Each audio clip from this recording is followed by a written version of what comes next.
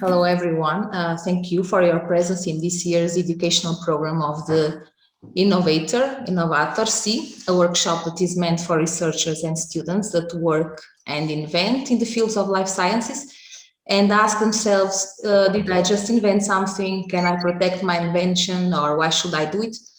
So we'll be together the next 90 minutes. And I will now give the word to Professor Natasha Poklar-Ulrich, Dean of the Biotechnical Faculty at the University of Ljubljana, an avid supporter of innovation, to open this meeting. Thank you for being with us.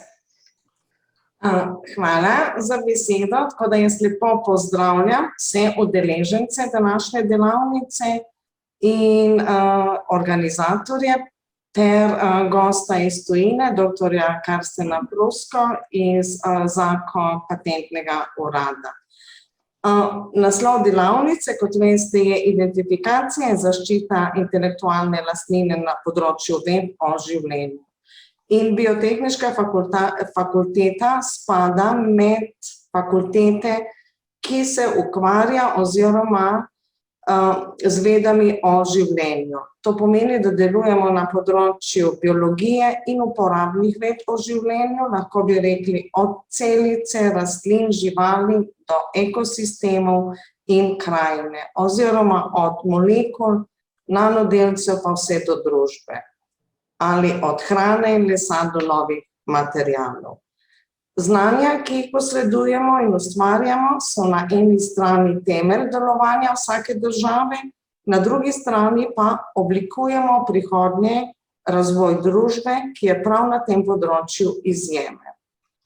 In tudi raziskovalno delo biotehniške fakultete v letu 2020 je bilo organizirano v 22 raziskovalnih programov, 48 raziskovalnih skupin.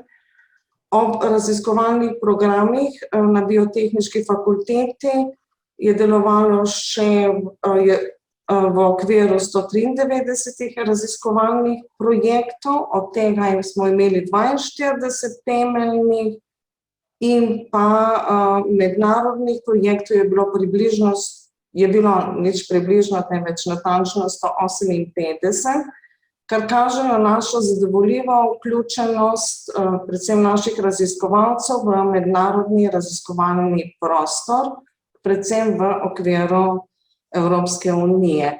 Vendar naša statistika pa ni tako eminentna na področju podeljenih patentov, tako da v lanskem letu smo jih imeli le 7, kar je relativno malo glede na število raziskovalcev, ki jih imamo, in pa število projektov.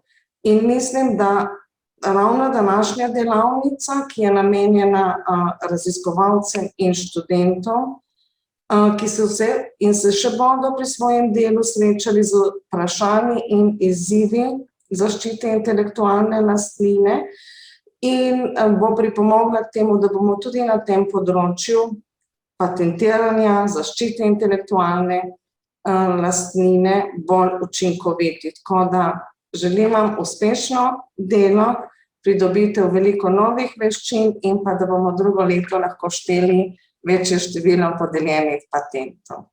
Hvala. Hvala lepa, Natasha. So now I call the head of our office, Knowledge Transfer Office, Urša Jerše. She will introduce our office and its operations. So please, Urša. Hvala, Gabi. Hvala, gospe dekani. Za to otvoritev sem zelo vesela, da imamo danes to delavnico in bomo probali biti res čim bolj praktični, čim bolj uporabni.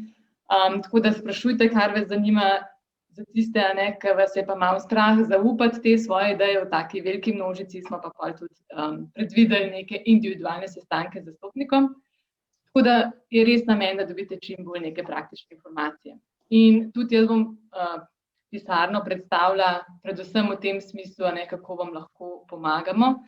Naša pisarna je centralna pisarna, to se pravi, v bistvu nudi podporo vsem članicam Univerze v Ljubljani.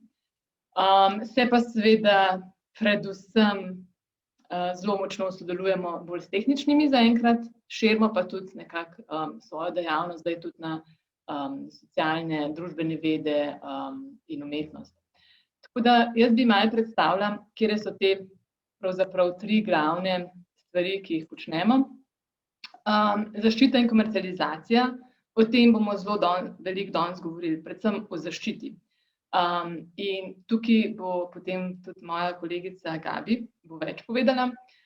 Jaz bi pa samo to mogoče na tem mestu povedala, da zaščita je seveda samo eno orodje, ki nam omogoča, da mi dejansko komercializiramo oziroma še bolj pomembno spravimo neke naše izume, ki lahko pomagajo družbi v družbo. Zdaj, a je to, mogoče si vsi predstavljamo, da zdaj hočemo vse nekaj zaslužiti milijone iz nekih izumov, pravzaprav pa mi delamo predvsem iz tega vidika, da se neko znanje, ki lahko prinese neko dobrobit družbi, dejansko tudi do družbe prinese.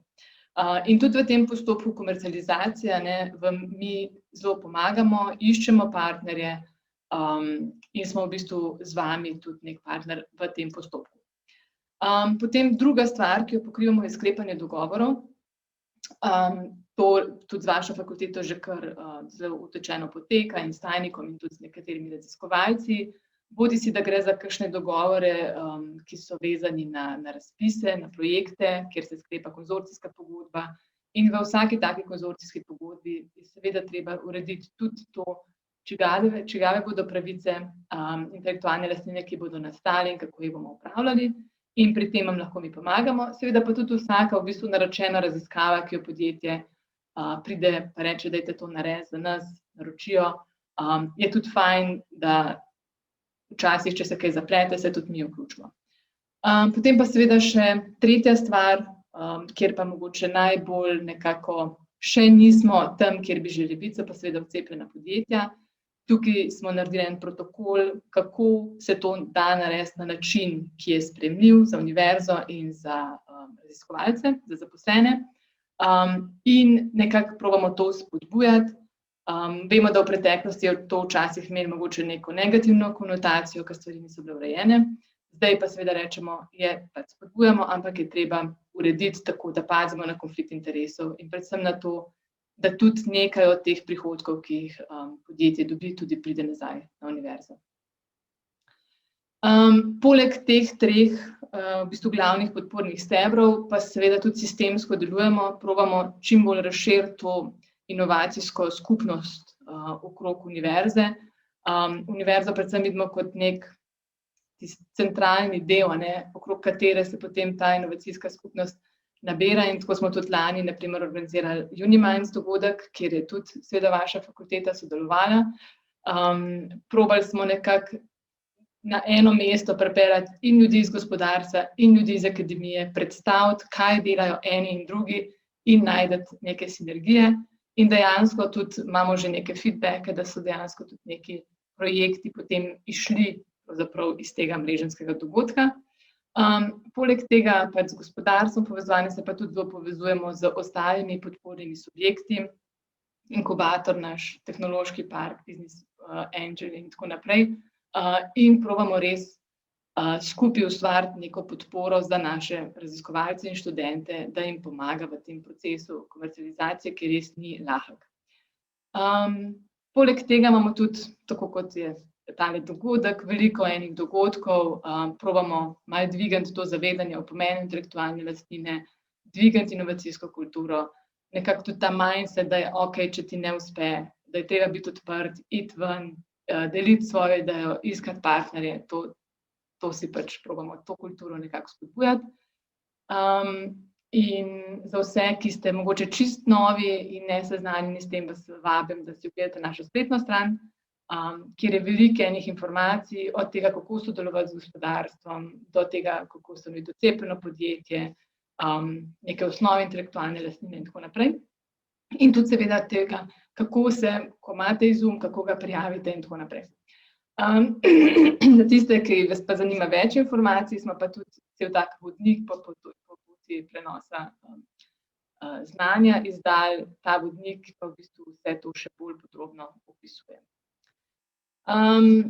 Ob koncu naj vas povabim še na 2 stvari, ki jih tudi pravzaprav univerza že dolga leta izvaja z namenom, da bi se krepila ta dejavnost na univerzi. Eno je rektorjeva nagrada. Od lani je novost ta, da smo ločili študente, kategorijo študentov in kategorijo raziskovalcev, ker je bilo prej to nekako, študenti niso imeli šanse, ker so pač raziskovalci prijavljali vedno kakšne, ne vem, antibiotike, zdravilo za raka in tako naprej. Tako da smo to ločili in vas seveda vljudno vabimo, da tudi naredite reklamo med študenti.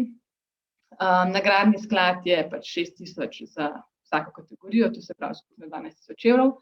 Rok za prijave je pa do 19. septembra, tako da je še nekaj časa. Druga stvar, ki je pa bolj kot ne nova, je pa inovacijski sklad.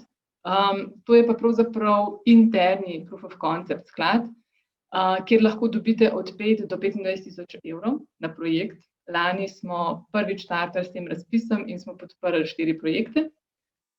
Predvsem gre pa za to, da svojo tehnologijo pripeljete na neko višjo raven, če govorimo o teh TRL 1, 2, 3, da pripeljete recimo iz TRL 4 do TRL 5 ali pa TRL 6 in s tem nekako pridete bližje tej komercializaciji. Mi dostikrat, ko gremo do podjetij, pa rečejo, joj, to je pa še toliko zgodnja faza, pa sploh ne vemo, to dela, pejte še malo naredite, pa pridite potem. In to je v bistvu glavni namen tega inovacijskega sklada, da podpre te obetavne projekte, ki pa rabijo še nek dodaten zagon. In zdaj, da vas še malo bolj konkretno povabim, bi še zavrtela filmček o inovacijskem skladu, da tudi vidite malo bolj podrobno, kako to izgleda.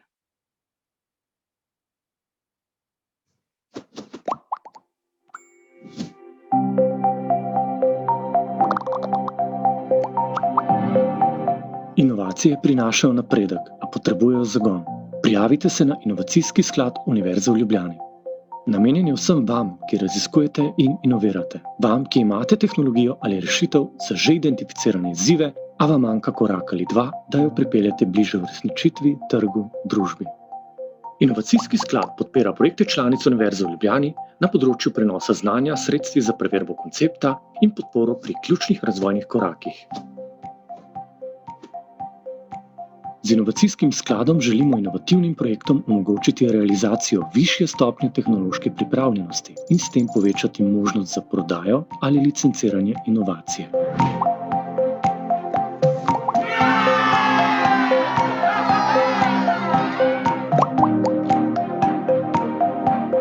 Naša izkušnja z inovacijskim skladom je zelo pozitivna. Posebej bi izpostavila odlično ekipo Pisarne za prenos znanja Univerze v Ljubljani. Konkretno smo mi za našo inovacijo, nove protibakterijske učinkovine, pridobili sredstva za študije izvedljivosti ter imamo vso podporo pri iskanju partnerjev in na poti do komercializacije. Ja, definitivno. Inovacijski sklad bi priporočili vsem, ki želijo dvigniti nivo svoje ideje, dobiti nov zagon in s tem stopiti korak bliže k komercializaciji. Z inovacijskim skladom Univerze v Ljubljani poganjamo inovacije. Izkoristite sredstva, ki so na razpolago za razvoj vaših tehnologij in rešitev. Razpis bo odprt v juniju 2021. Prijava je enostavna, a zasnovana tako, da v procesu projekt še bolj izpilite. Pri tem vam bomo sodelavci Pisarne za prenos znanja na voljo pri pripravi prijave, projektne dokumentacije, pri predstavitvah pred komisijo in tudi pri razvoju po zaključenem ocenjevanju.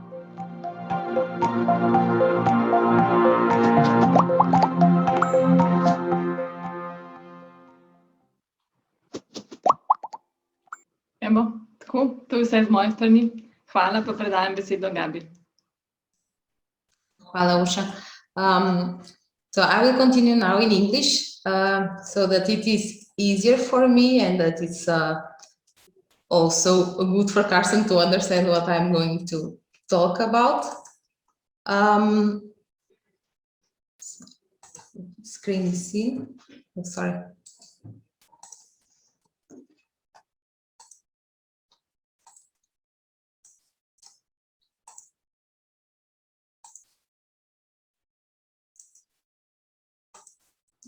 Okay.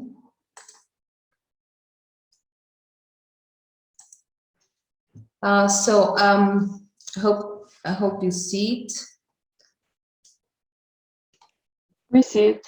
You see it, okay. So I will continue now with the management of IP at the University of Ljubljana and our subject for today, which is intellectual property. So intellectual property refers to the creations of the mind, such as inventions. They are protected by the law. They include patents, trademarks, industrial design. They also enable people to earn recognition or have financial benefit out of what they create. And they are an essential business asset to the knowledge economy. Our field is, of course, patents in the case of life sciences.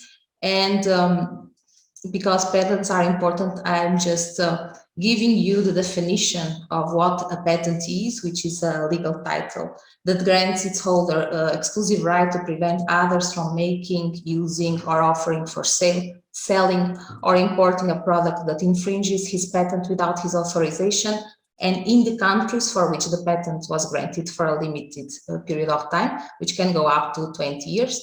In return, the holder of this patent has to disclose his invention to the public. So patent protects inventions, and the European Patent Office sets the standard, stating that a patent should include novelty, an inventive step that is non-obvious to a skilled person in the art. So it means that your invention in the field of microbiology should not be obvious to a microbiologist of your field. It should have an industrial application, and you should offer sufficiency of disclosure and clarity of claims. For example, in the classical example of a ladder of 12 steps, would you patent a 15-step ladder? Would you consider it inventive? What about a self-standing ladder that has a prior art?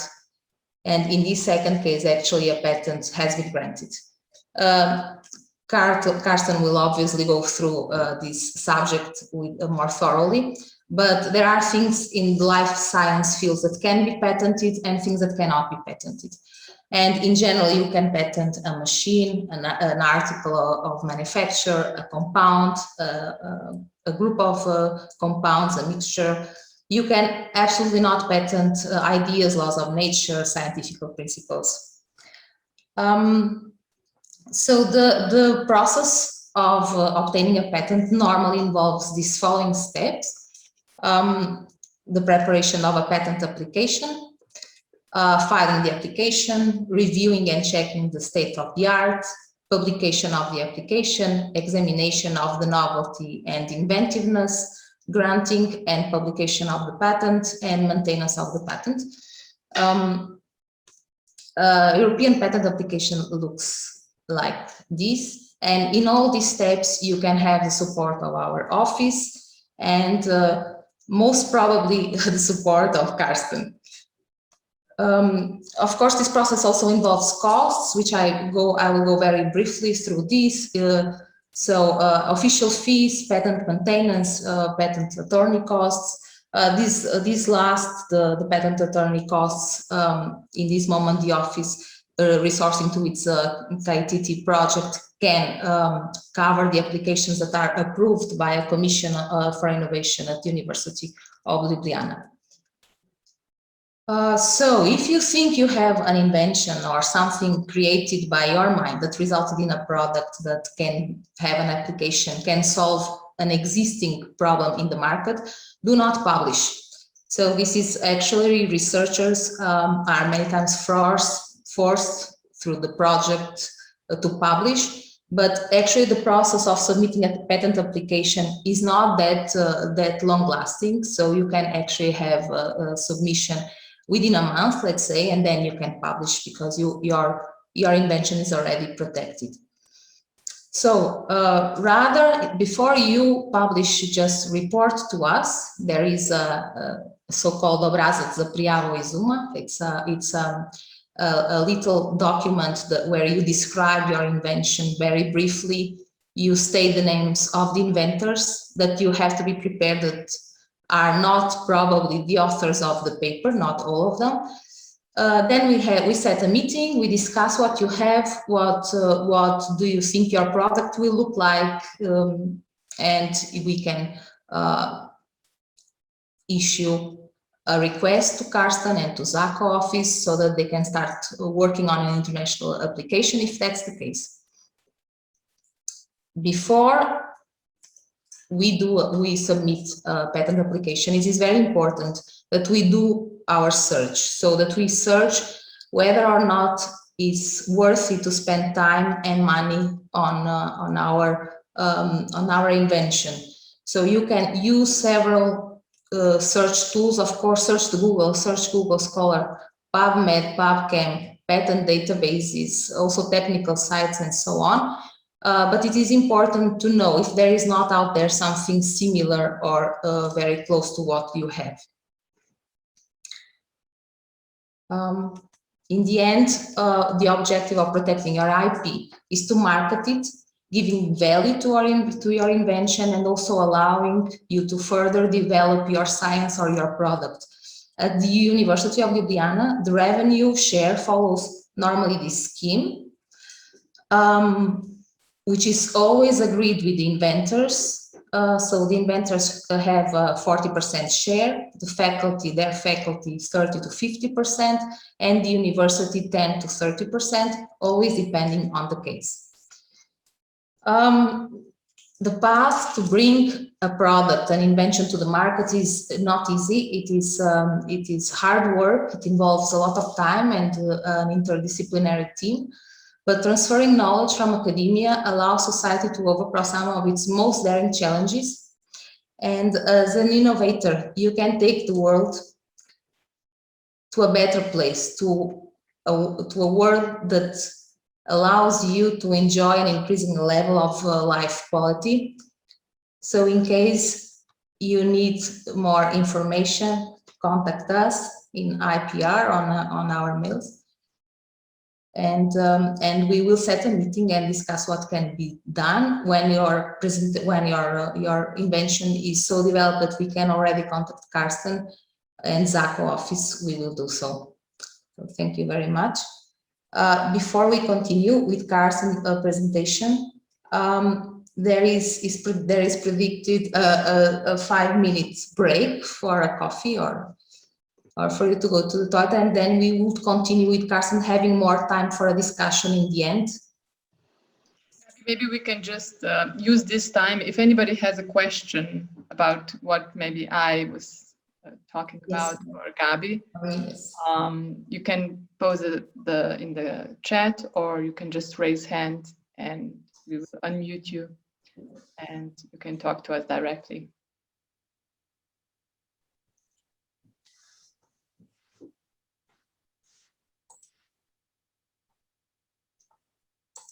No? Okay, everything clear. So should we continue or should we make a short break? If everybody is okay with it, I think we can continue. Okay. So please, Carsten, I would like to present that Carsten is from Zacco Patent. He's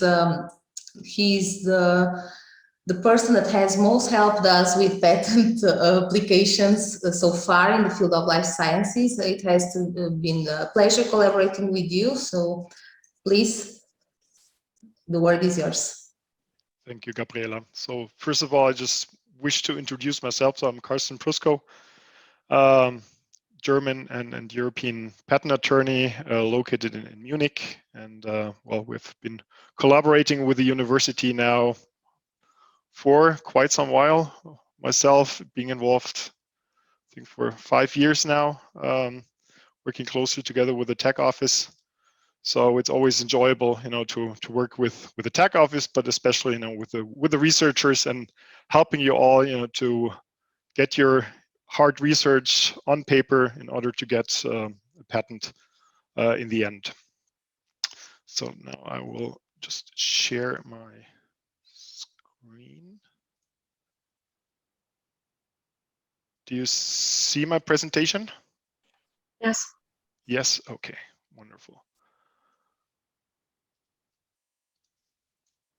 Okay, so since Gabriela has in general terms given the basics on what IP is available and what the patent confers protection, lifetime, and so on.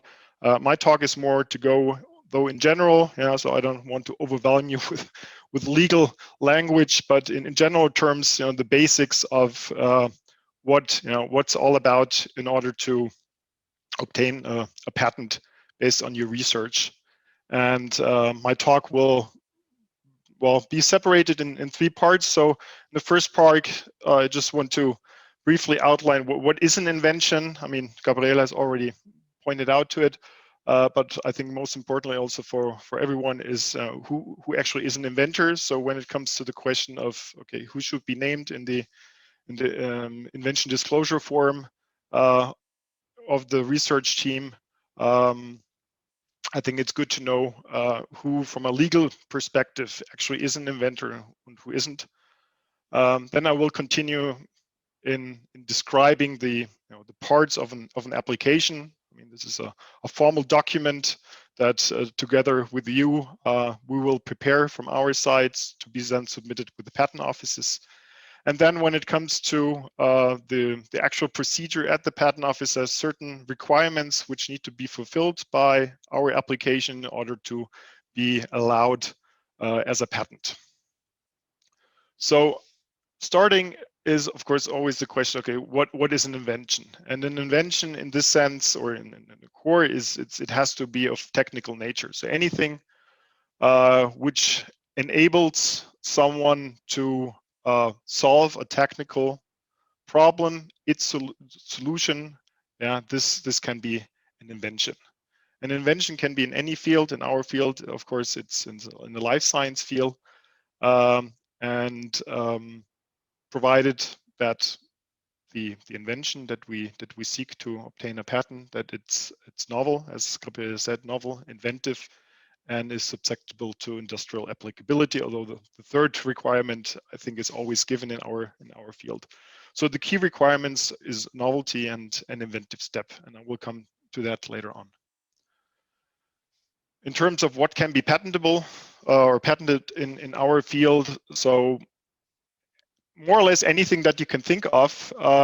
First of all, proteins and nucleic acids. Proteins could be completely newly identified protein from an organism which as such has not been described before, as long as at the same time you identify its functionality, so either its activity or if it's an inhibitor, its inhibitory activity, but also chimeric proteins that you have constructed, being fusing domains from different known proteins which together form a completely new entity which exerts certain functions. A good example is, for instance, chimeric antigen receptors, where certain parts of immune molecules have been constructed, fused to like a binding domain from antibodies.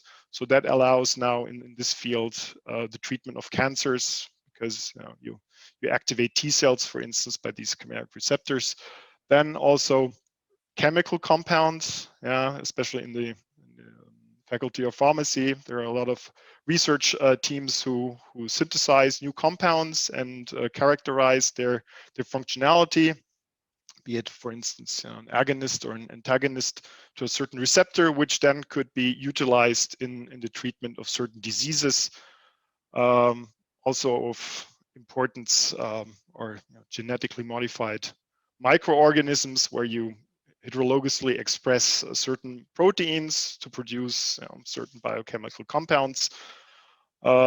Same goes with genetically modified plants, to introduce certain traits like resistance against either pests, or against droughts, or to enhance the yield of the crop, for instance. And another example of patentable inventions could be diagnostic kits as well as diagnostic methods. Not as patentable subject matter is seen the mere discovery of an effect, or some scientific theories or mathematical methods. aesthetic creations and presentation of information. So, for instance, just the amino acid sequence of a protein itself would not be patentable, but the protein with its function is. Yeah. So it's all a matter of how we define and describe the invention eventually. The only exception to these non-patentable aspects are so-called business methods, but this is only applicable to the US, where these kind of methods are patentable inventions, but not in Europe. But I anyway suppose that this is an area which does not apply to us. Then next step is, okay, once we have an invention, the question is, who is the inventor? So who of the researchers actually involved in the process can be seen an inventor? And usually inventors are any one of the people who had the initial idea leading to the research. That in itself then led to the invention. Yeah, so it doesn't have to be just one, but if it's a group, so anyone who has given their input initially, and helped in design the experiments, that in principle could be seen as an inventor, as well as the actual person or the persons carrying out the experiments, as long as they actually have really contributed to it. So discovered some issues and solved the issues during the experiments in order to end up with the final results, and someone who then looks at the results and actually then recognizes, interprets the data and recognizes their significance, and especially their the value in commercialization. That person could also be an inventor. So it doesn't have to be one person doing all in the process, but it could be different people within the process, each contributing to the invention. Who will not be seen an inventor is a lab technician who simply followed the instructions from the PI or from a postdoc. So basically, in order to be an inventor, you really have to put your own thinking into the project, and coming up with solutions. The same goes on with anyone who's not really part of the research. So, like, sorry, Gabriela, so being in the tech office does not qualify you to be an inventor. And the same goes actually then also with project managers or supervisors, who did not really contribute technically, research-wise, to the research and eventually then to the invention. And as Gabriela pointed out, inventorship and authorship may be the same, but that does not necessarily have to be the same. So simply because you're a co-author, because you have done some work and ended up with on the list of authors on a scientific paper, does not automatically qualify you to be an inventor. So again, this whole process of assessing who's an inventor, more or less keep in mind, these four examples that I give, that I've given. And once the question of, okay, what's the invention, and who's the inventor, and you've reported it to the tech office with an invention disclosure form, then usually we as the patent attorneys, we come into play here, helping you to draft an application. And an application is a document which sets out what the invention is and describes. And as part of the application, there are two main documents. So one is a request form. So this is a formal paper that is submitted to the patent office, where the general information on who's the applicant, usually it's the University of Ljubljani as the initial owner, and as well as who's the inventor. So this is the core, the basic information that we need to supply to the patent office as a formal requirement. And the second part of the application papers is the patent application, which is in itself again separated in various sections, and maybe that a lot of you already have experience with patent applications, so this may be familiar. But for those who don't, I would just go briefly through these different aspects, and especially on the claims. Yeah, so a patent application, structure-wise, you have an introductory part similar to a scientific paper where you review the most relevant prior art, which may have formed the basis for your research. So giving the patent authorities and others sort of an insight of, okay, what's the background?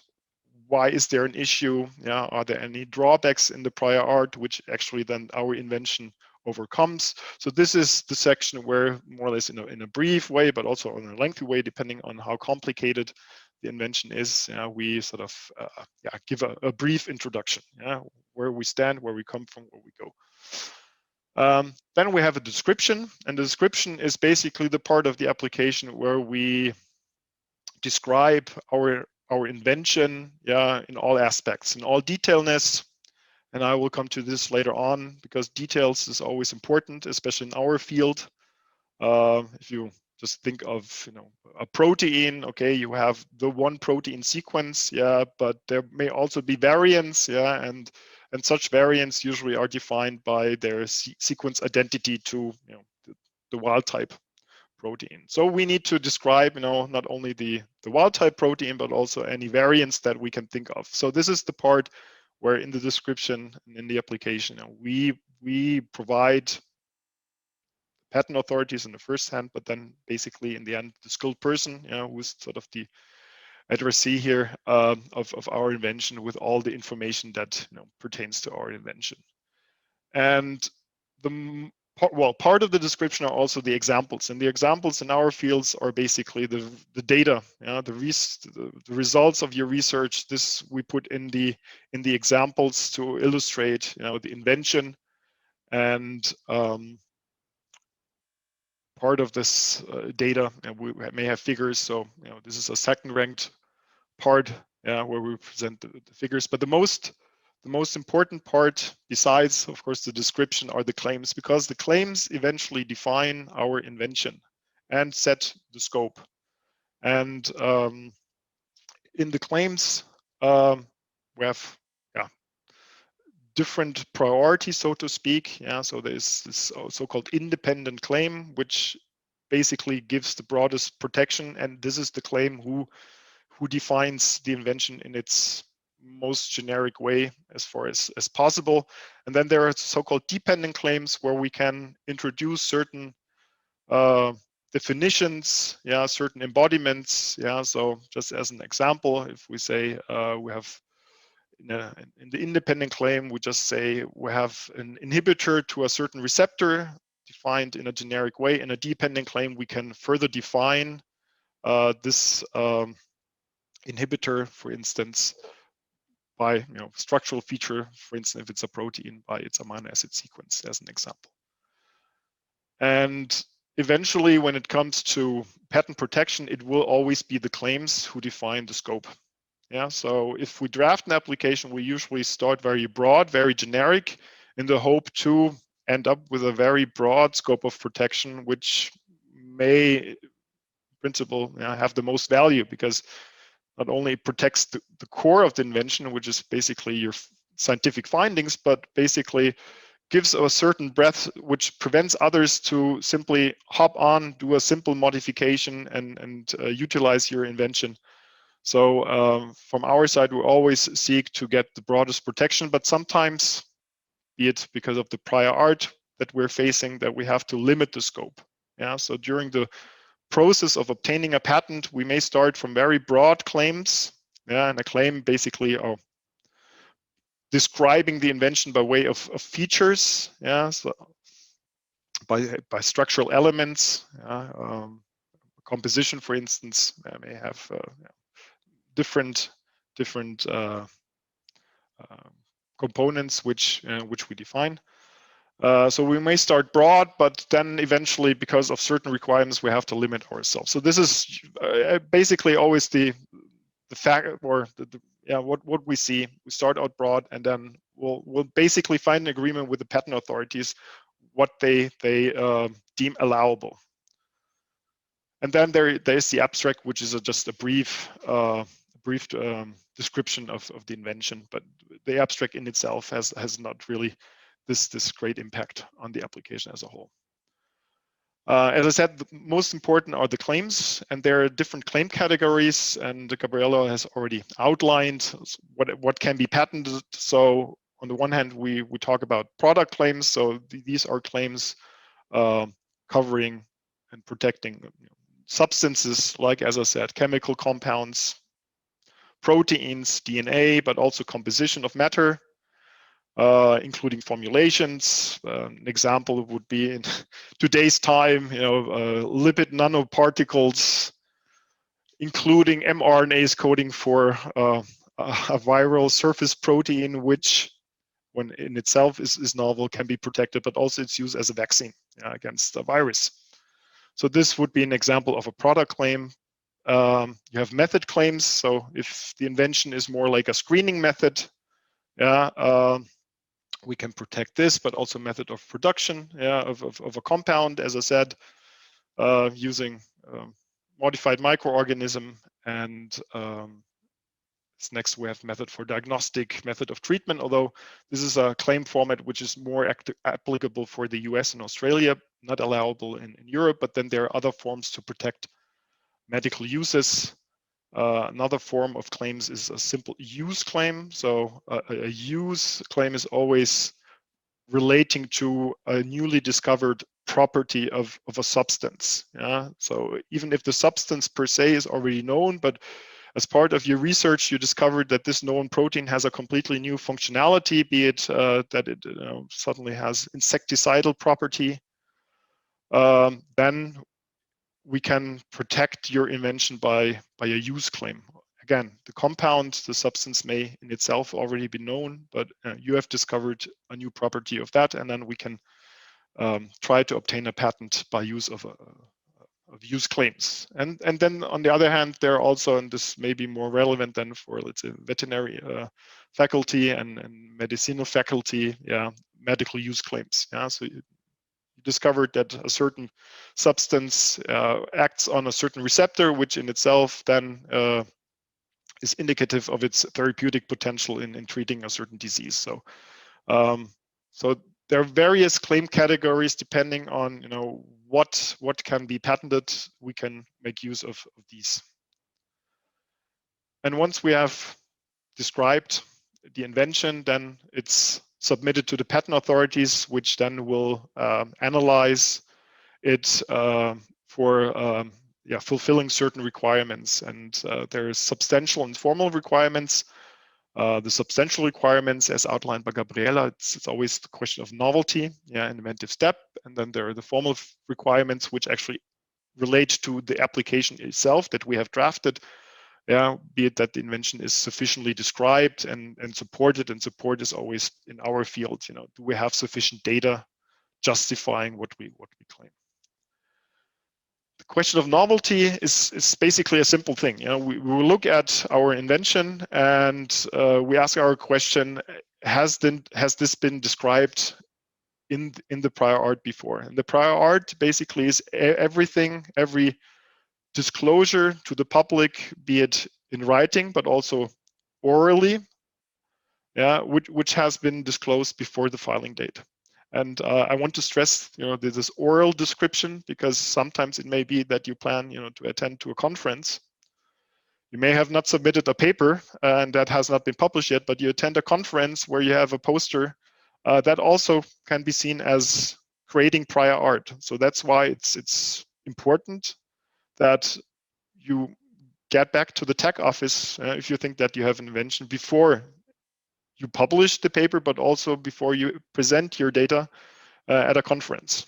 And we try to make sure that we have a patent in place or a patent application in place and filed before then actually you attend the conference and disclose it to the public. So it's a simple thing. Has it been described before? Yes, no. If we conclude that it has not been described, then I think we can fairly say, okay, it's novel. But sometimes by accident could also be that you have accidentally published something, yeah, or revealed something. And in certain countries, like in the US, for instance, there's a so-called novelty grace period, which basically heals this premature disclosure because it grants you a 12-month period from disclosure to filing the application. Yeah, so there are certain countries which apply this grace period, but preferentially, always get to the tech office, inform them about the potential invention, and we make sure that we have filed the application before the research is revealed. But again, other research groups may have also disclosed, and that usually then is the prior art, if it has been disclosed before our filing date. And the next is the question of inventive step. And as Gabriela said, inventive step is always a question, is something obvious, or is it in our favor, is it not obvious? And the obviousness or non-obviousness always is assessed based on the closest prior art document. And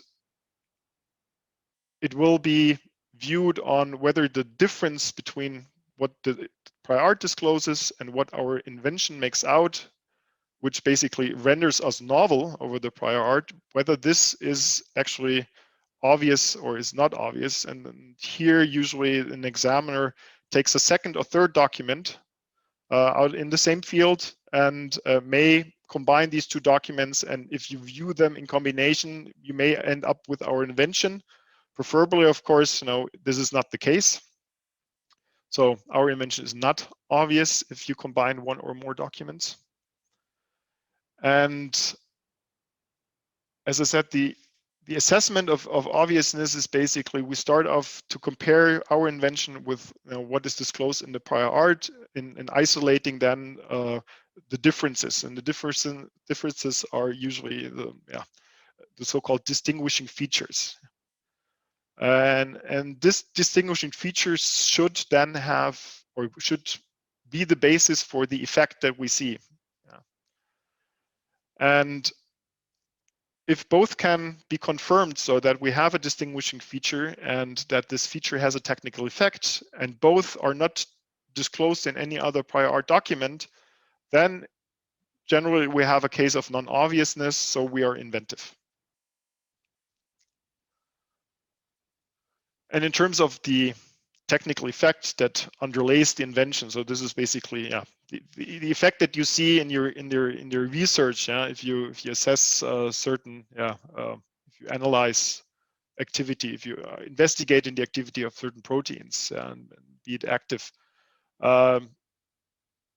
the requirement is not that the effect that you see has to be better than what's in the prior art. It's basically whether the effect that we see, whether that is unexpected. So not suggested by the prior art, not suggested by the base prior art or any second document. But of course, if we have an improvement because you have worked on existing technology and you have modified it in the sense that you achieve better results, higher yield, for instance, when it comes to producing certain proteins and so on and so forth.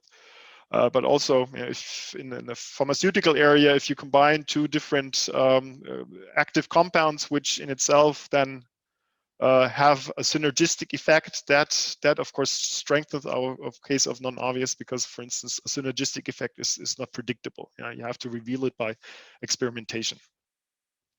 And the key here is always that, as I said, we start out broad with the claims that the data that we have, that it actually supports the breadth of the claim.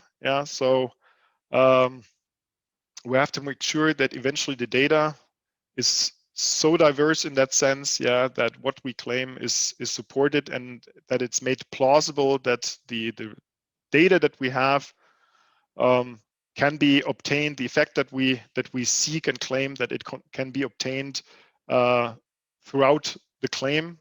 Every form that we have, that it allows us to obtain the effect. And if this is not the case, then we have to narrow down the claims to something which is then acceptable and supported by the data. So in our field, the key is indeed the experimental data that we have, and the more diverse the data, the better off. So for an example, if we just stick with genetically modified bacteria and you have overexpressed a certain protein in E. coli. Yeah, so E. coli could justify bacteria. But the question is, does the same effect, if you overexpress it, do you see this also in yeast? Yeah, so in order to obtain a broad claim reading on microorganism, genetically modified microorganism, it may be important that we have data both on, let's say, a modified bacterium as well as a modified yeast like Saccharomyces.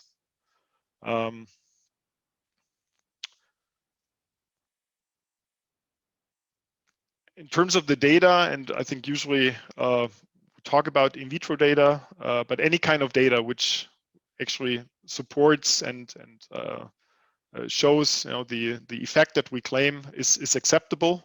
So as I said, also in vitro data, so it does not have, especially when it comes to medical uses, you don't have to present a clinical study. So it would be sufficient, you know, if it's just a simple in vitro assay, as long as these in vitro data allows a correlation between between the assay, the effect that we see, and the claimed disease, for instance. Yeah. And as I said before, depending on the breadth of the claims, we need just more than one example. So just a diverse set of data which allows us to justify the breadth and basically explains and makes it credible to the patent examiner, who is the person who's, you know, to grant the patent, yeah, to accept that, you know, the invention that we claim can actually be practiced in each of the embodiments that fall within the claim as claim 1 as we define it. And in some situation, we are allowed to present experimental data after the filing, but preferably the data should already be at hand when we draft and we submit the application. But sometimes, especially when it comes to the question of inventive step, yeah, whether the claimed effect is achieved for all embodiments, all modifications that we claim, in some instances we're allowed to supplement, you know, our case with additional data. So it might be that 3 years, 4 years later, or in the meantime, you have continued working on, you know, on your invention in the lab, that you have generated new data, and that data, although not put in the application, that could, you know, potentially be used later on to submit to the patent office to again support our case, to make it credible that, you know, what we claim actually is achievable. And yes, one of the key formal requirements is the sufficiency of disclosure, and this is basically how detailed we describe the invention. And basically the requirement or the question is the invention described in the application in such detailness that it's easy for a third person, the skilled person, then reading it, easy to reproduce our invention, actually to make the invention based on the information. So it's important that, especially if we have broad claims, that we describe a lot of possible variants, modifications to it, and in the drafting process, if we work together, I will routinely ask for possible modifications and basically give it to you as homework for the next session in the drafting process, to feed me with this kind of information. So it's important that we describe our invention in a lot of detailness, which allows, again, the skilled person to practice, to put the invention into practice over the entire scope that we claim. So the broader the claim and broader the scope that we seek, the more information we eventually have to put in. But it always depends on how we define the invention, how to describe it. Could be very narrow, then a simple description may be sufficient here. And in terms of clarity and also sufficiency, it's always important that the essential features, so only those features which are really required to obtain the results and the effects that we see, these need to be at least described in the description, but there may also be optional modifications that you consider, but which are not sort of essential for the invention, but nice to have. These can also be added, but the most important thing is that the features defining our invention, which are, yeah, as I said, essential, which are strictly required, that they need to be described and described in, you know, a certain detailness. And as a general rule, the EPO, for instance, I mean, they accept, depending on the technical field, they accept one way, so one example. So as I said, you know, if we have a modified microorganism, modified bacteria may be sufficient, yeah. But ideally, depending on the scope, further examples need to be provided. So, as I said, the more examples, the more yeah, research that you've done on this, the better off, because then we have a good chance, you know, to obtain a broader scope of protection. So yeah, summarizing in that sense, and as a take-home message, when you go back to the lab bench, is and you think that, you know, there's something you want to patent, that the more data you have and the more information that we put into the application, yeah, the higher our chances is that we get a broader scope of protection. That would be it from my side today, and I'm now, yeah, open for any questions. I know it's very legal language, very abstract in that sense, yeah, so the legal world is different from the scientific world, but yes, please, if anyone has questions, I think now it's the time to discuss.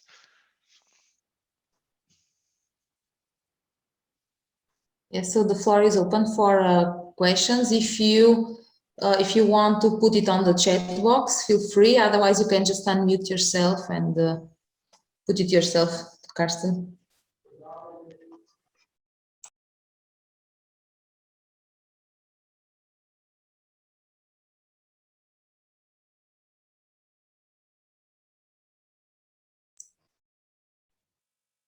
Okay, maybe I will break the ice. So, Carsten, in your opinion, maybe can you share what's the main difference, maybe this is a difficult question, between inventors that come from university and or inventions that come from the industry, right? And maybe what is the main mistake that we are doing? Is it always that we publish too soon, or is it also something else that we are not taking into account since we are more in the lab and we are not so aware of what's going on outside? I think it always depends on also the technical area, whether it's more like general research or specific research. So industry, I mean, they have a business model, and of course their research is focusing on that area. But otherwise, in our field, it's the same research, yeah. Be it that a chemical compound is synthesized in a pharmaceutical company or at the university, yeah. So in that sense, there's no real difference, yeah, when it comes to the research and the inventions, yeah. Perhaps academic inventions may have, as I said, their basis in general research, yeah, and have more general applicability, whereas industrial inventions are more to the point.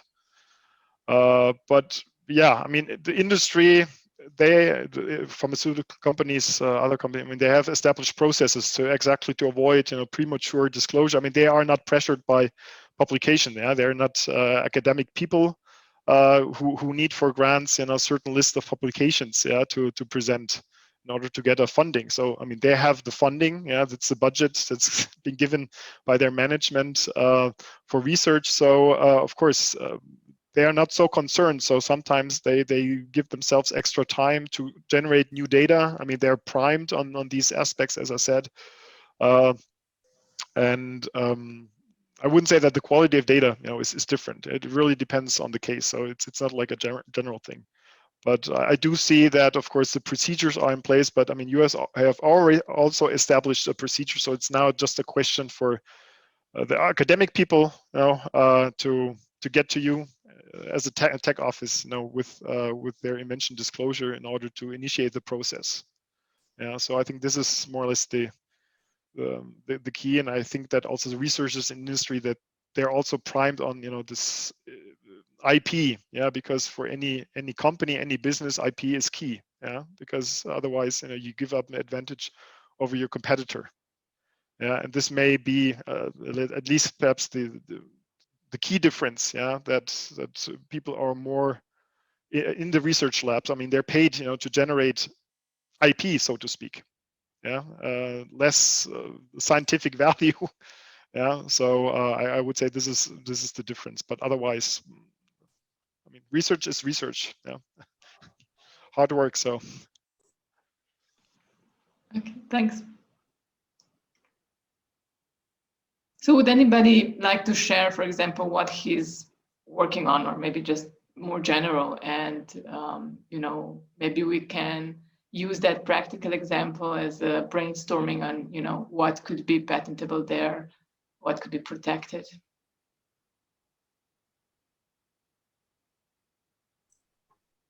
Don't be afraid. Carsten, maybe can I just put a question that it's maybe in the, okay, it's on my head, of course. What do you take as examples? You said that you should provide as more examples as possible. Are these experiments? Are these results? Which kind of examples should you provide in a patent application? Well, of course, it always depends on, you know, what is the invention. But let's say, as an example, without going into details, but if we say someone has discovered a certain, let's say, a pesticidal, insecticidal effect, yeah, of proteins, and these proteins may, for instance, exert their insecticidal activity not to all insects, yeah. And in order to justify a scope, the data needs to be such to make it plausible, yeah, that at least it works for a certain group. So again, it depends on how we define the claims. If we want to claim, you know, this use of these peptides for any or as an insecticide as a whole, yeah, and it turns out that it's not functional on all insects, then we have in some ways a problem. So it would be important to have, as I said, a diverse set of data, basically having analyzed the activity on a whole bunch of different insects, and at best the data supports that, you know, it functions on all insects, and if the data somehow indicates that it's only functional for a subgroup or a certain order of insects, yeah, then okay, well then it's how it is, and then we just have to make sure that we define the invention. Other examples, yeah, I mean, I understood. I get it. Yeah. So, and for example, regarding sequences, DNA sequences, is this patentable? The sequence in itself not, but the molecule underlaying it. So a DNA molecule could be patentable.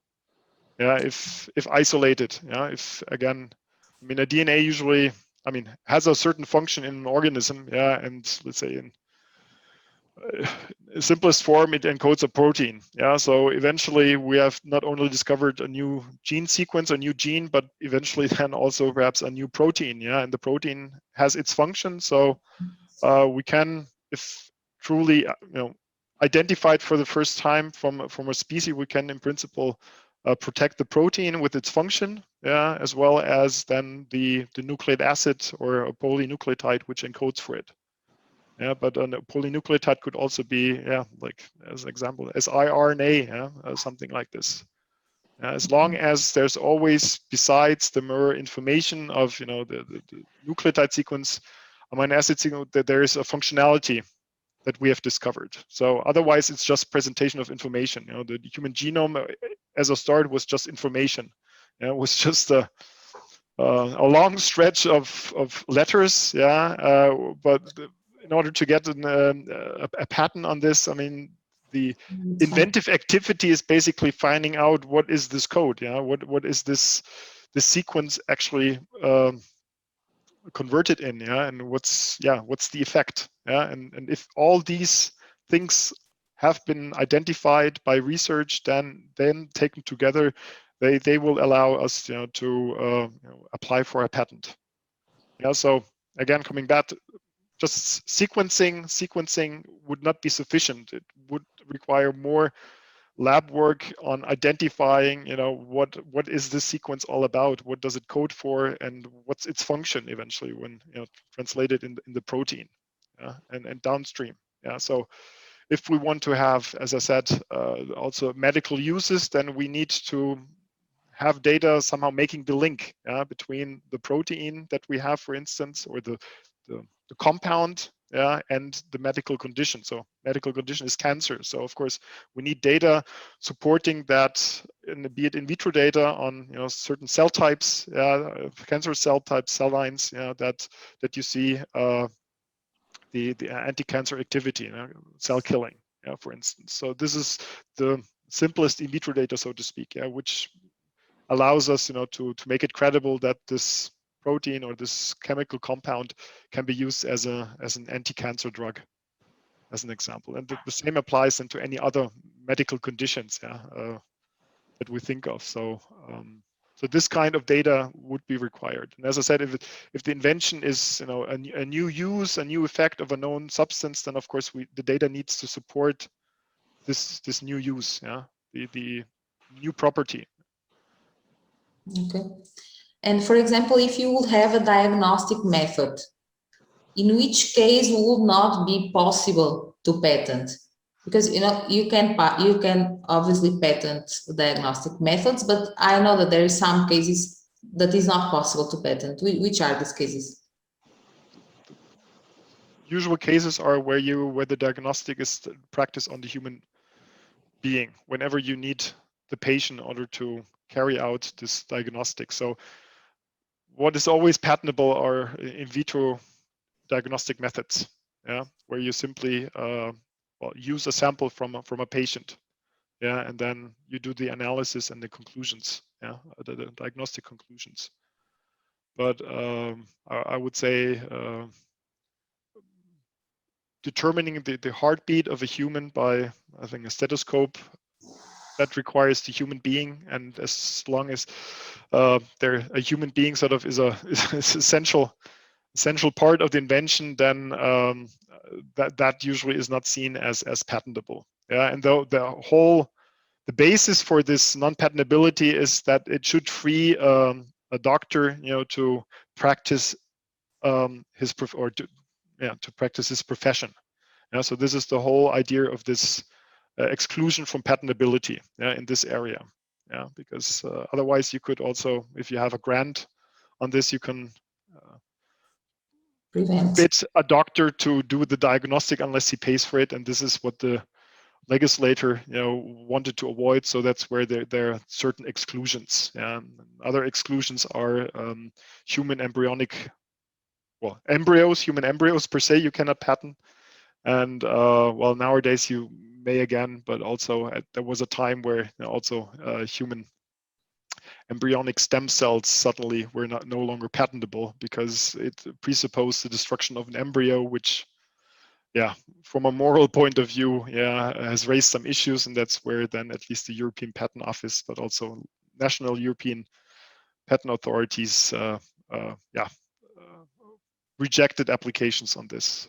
So just examples. So, but it's always a question of moral, public order, and when it comes to diagnostics and therapeutic applications, to allow a doctor to do his job. But these are defined. So okay, we have a question. Yes.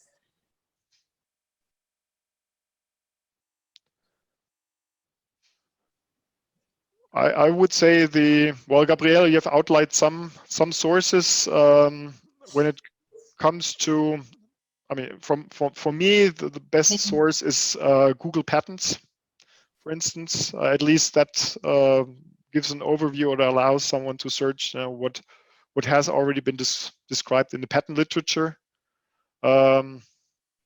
Method for production mostly has some commercial value, so it's likely that you find some prior art in the patent literature. So Google Patents, I would say, would be the go-to place, and I think Google Scholar would be the equivalent on scientific publications. But then there are other sources, like it's called Espasnet. So this is a database, again, patent database, but that's provided by the European Patent Office. So if you want to search for IP patent applications, granted patents, then this would usually be the place. So Espasnet, Google Patents, I think these are I would say the two primary sources that one can look in. And otherwise, scientific literature, I suppose that anyway in your area, you know most of it. Yeah. So you have here some information where you can search patent databases. In that case, in the case you asked for a method, it's also very useful sometimes to search for companies that produce similar kits that work on the method, because they also offer a lot of information. We have another question on the DNA. This list of DNA fragments enough, or should include analytical methods? So question is, what do you mean with DNA fragments? Is the DNA fragment something that is determined in a sample?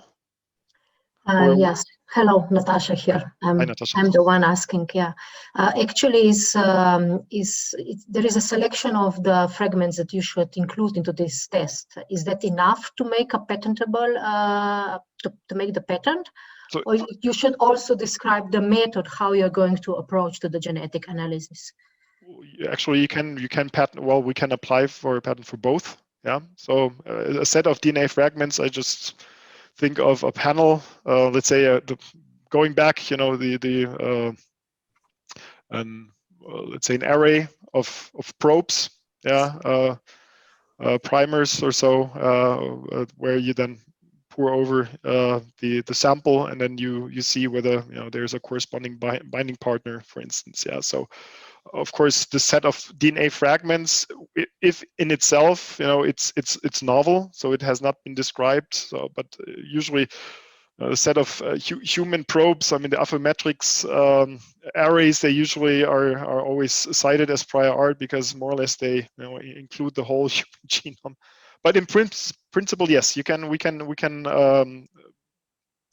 claim the set of DNA fragments, set of primers, set of probes, be it labeled, not labeled, yeah, but also then, of course, the method using these fragments. Yeah, but for each of these different claim categories, the analysis of whether something is novel and inventive, is performed. So even though, let's say, the set of DNA fragments in itself has been disclosed somewhere else, but you were the first to use it for a specific diagnostic method, then we may obtain a patent on the method, but not on the set of fragments.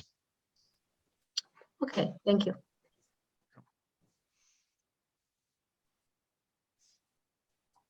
Miss Polona, you can just put your question and unmute. Okay, thank you for this nice, really lectures introducing to the academic people the basic things about the patenting. And we are, of course, several times in front of the question, should we patent or should we publish? And this is the moment also in our case, we just, let's say, developed new, first of all, would this be patentable from your perspective? Okay, there is a special methodology to immobilize. Don't reveal too much. Don't reveal too much. No. I'm just generally speaking that some particular methodology to immobilize, maybe you know what this means, that it means that you put your enzymes or cells or whatever biocatalyst in a specific form where you can retain it in the reactor. So the specific, this method was already patented. That's not a new thing, but normal, or let's say standard procedure to make this immobilized biocatalysts is now dramatically changed by using new technology which we applied. And that brings you to much better control of the final product, while it is really uniform, and it really makes perfect retained activities. So first of all, do you think this is something what we can patent? At least the method of immobilization. I suppose that there are certain parameters in the process that you have improved, and that your new reaction partners, which assist or facilitate the immobilization. So that would, in principle, if this has not been disclosed before, then that would be this distinguishing feature, so to speak. I just checked the website you mentioned, Urša. Thank you very much for your immediate reply. So I checked, and the last thing was that actually also the original author, which is a very distinguished professor who invented this, they made some improvements by, I don't know, co-immobilizing something, putting magnets in there, but still it is evident that it is not uniform. It has some drawbacks, and with our approach, we can really do that much better. So this is one thing. And the other thing, okay, then we will contact you, Urša, see you soon. And the other thing is that we are already having some contacts, of course, with the companies. I will not, of course, put some names, but these are big companies, and we at the moment are in the preparation of the contract with them. And they specifically want to get this part on immobilization from us. And we want to first protect our own knowledge before we would give this knowledge to their particular problem.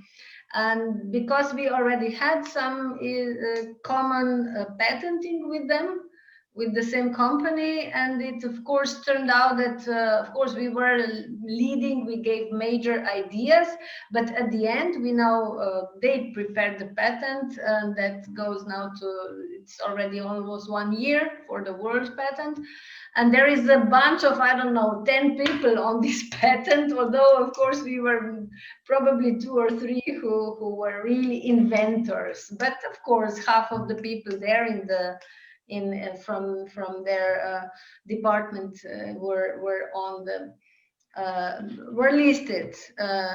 Each of the person who contributed really just a small part, or maybe performed some experiments, they were on that, of course. And we didn't have any influence on the.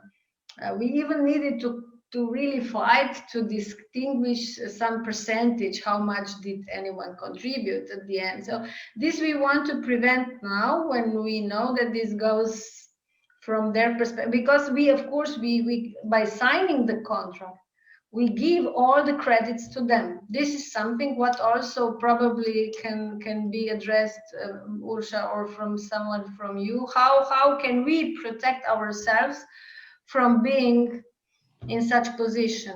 Because this is the only way how we can do the work with the companies in Slovenia. We need to make a contract with them through faculty, and by this we, of course, give all the credits to them. So how to approach in this particular case? So we have some knowledge which we developed by ourselves.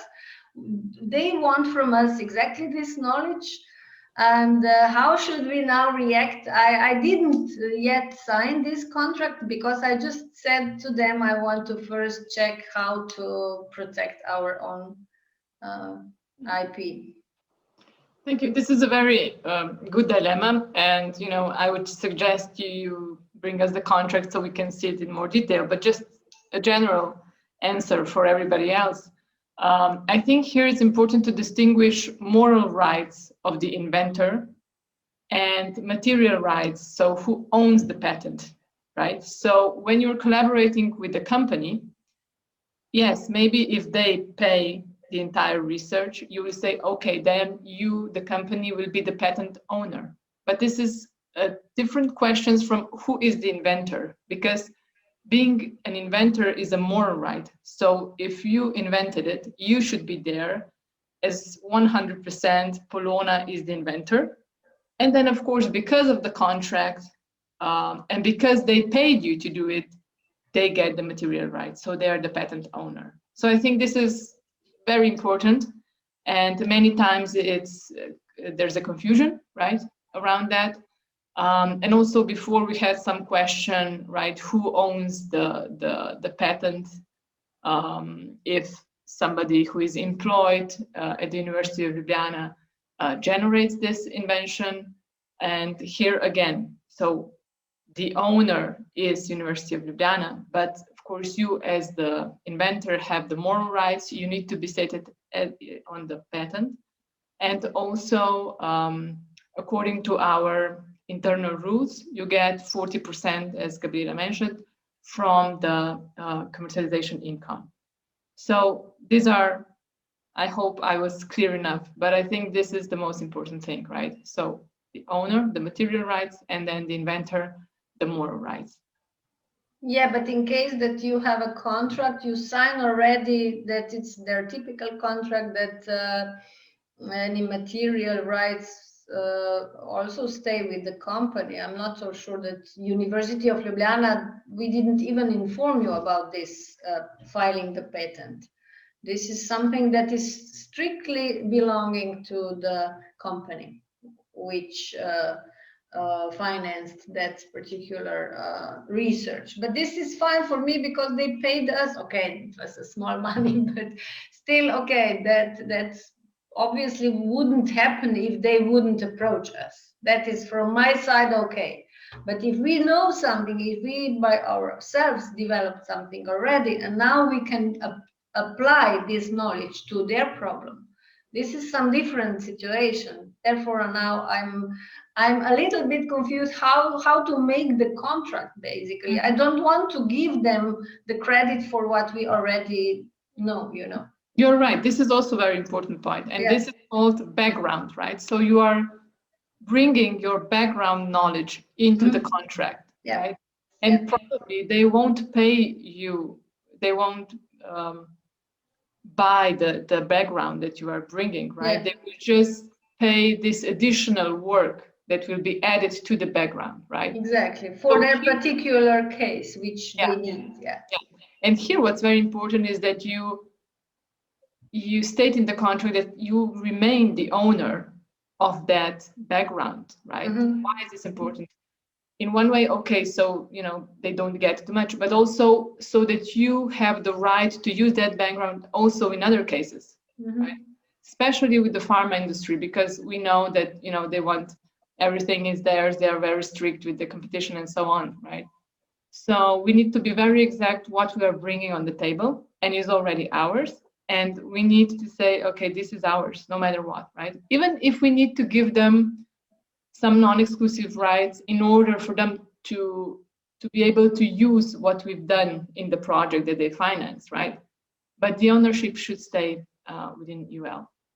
So you suggest us that we, as soon as possible, come with this invention, or however you would call, and somehow protect it. And how long it takes approximately before we will do that? It's a very short process. It can be even shorter than usual, but I think usually it maybe takes, I don't know, 2 weeks or a month, because we have this internal procedure also, but if we are in a hurry, we skip the internal, or we just do that in parallel, and we just try to file the patent application as soon as possible. So we really try to, because many times, you know, we are pressured about the publication, or we have some diploma or something like that, and you really need to file fast. So we are used to this kind of situations, flexible. Okay, so see you soon. Thank you very much.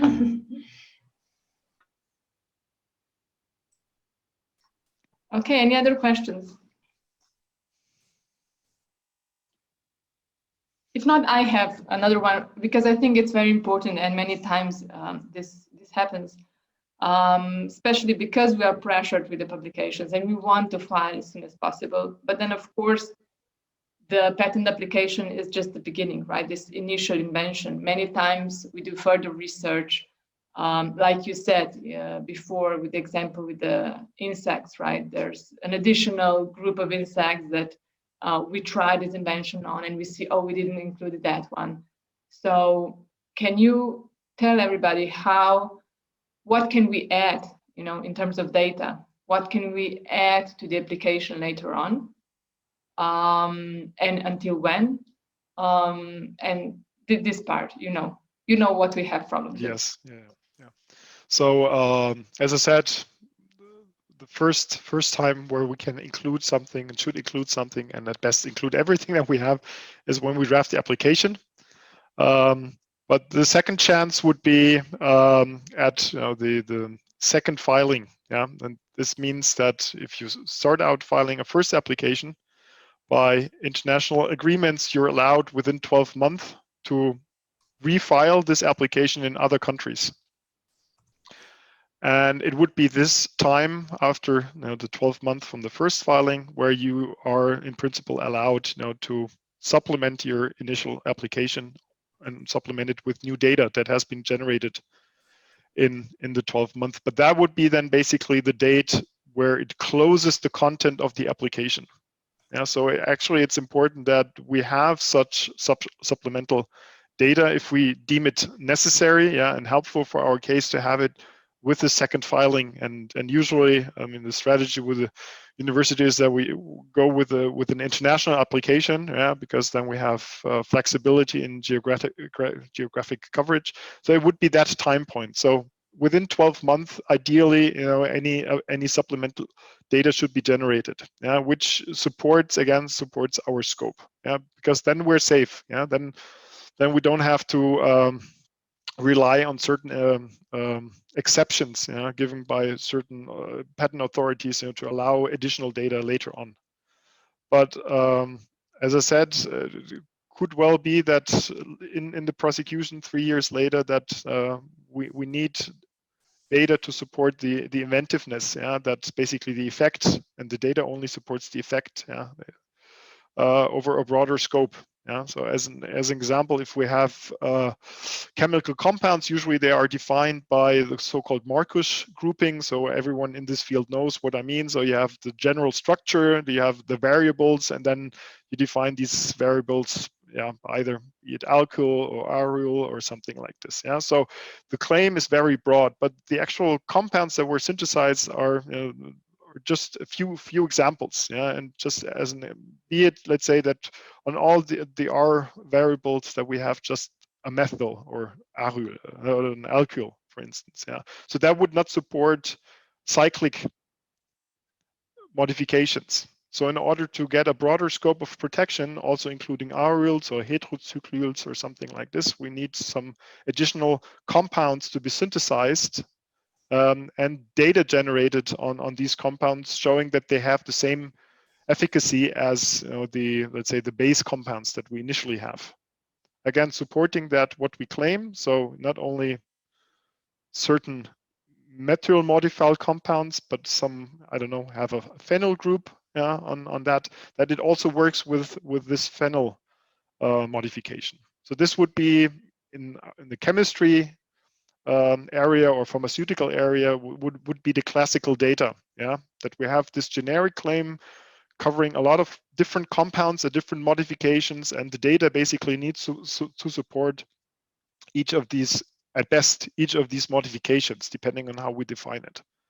Because some examiners say, okay, well, you have a small group here, and then you have a bulky group, and I don't believe that the bulky group actually fits into the catalytic center of the enzyme, and that's why I don't believe that this is a good inhibitor and that it works. And if we don't have the data supporting that actually it works as an inhibitor, even though it has this bulky group there, so that's an example of this additional data which is always helpful. So again, it really comes down to what we claim, how broad is the scope, how many modifications, variants do we have, and does the data that we have allow us to yeah, not only support, but basically make it credible, yeah, that what we claim actually is achievable.